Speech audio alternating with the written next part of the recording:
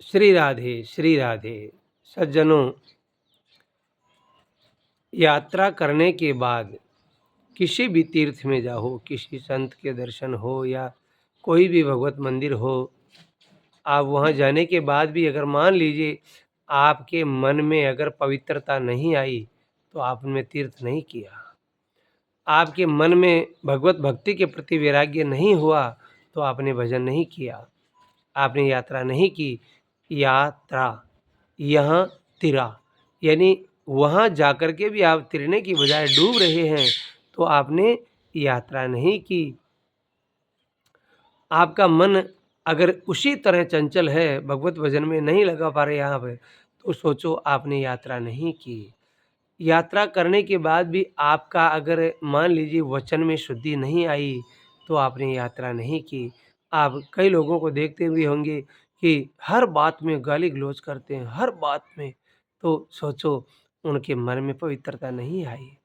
आपको मान लीजिए यात्रा करने के बाद, तीर्थ में जाने के बाद भी आपको नित्य प्रति भगवत भक्ति में अगर मन को नहीं लगाया, जैसे सुबह जल्दी उठ कर के स्नान आदि से निवृत्त होकर के जो मंदिर आदि जाना, भगवत भजन करना, माता पिता गुरु आदि को प्रणाम करना, किसी भी जीवों की सेवा आदि करना, और भी जैसे मान लीजिए कोई भी दुखी हो उसकी सेवा करना, मन वचन और कर्म में आपकी अगर मान लीजिए शुद्धता नहीं आई, पवित्रता नहीं आई तो आपने यात्रा नहीं की।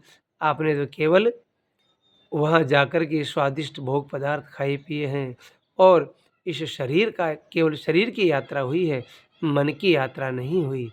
जिस दिन मन की यात्रा हो जाएगी कि यहाँ उस अमुक महात्मा ने यहाँ बैठ कर के इतना तप किया, इतना भजन किया और उनको भगवत प्राप्ति इस विधि द्वारा हुई, भगवत भक्तों की कथा सुन कर के भी आपको वैराग्य नहीं हुआ।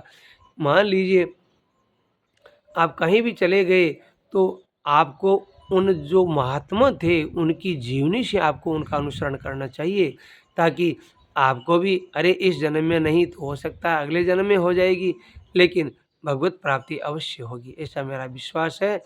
इसलिए यात्रा जब भी करो, तीर्थ में जब भी जाओ, अपने शरीर से नहीं, मन से, वचन से और कर्म से, इनमें अगर शुद्धता पवित्रता नहीं आई तो आपका तीर्थ में जाना बार बार धिक्कार है, हजार बार नहीं करोड़ों बार धिक्कार है, धूल है आपके इस जीवन में, जो आप यात्रा करने के बाद भी इस अनमोल अवसर को चूक गए।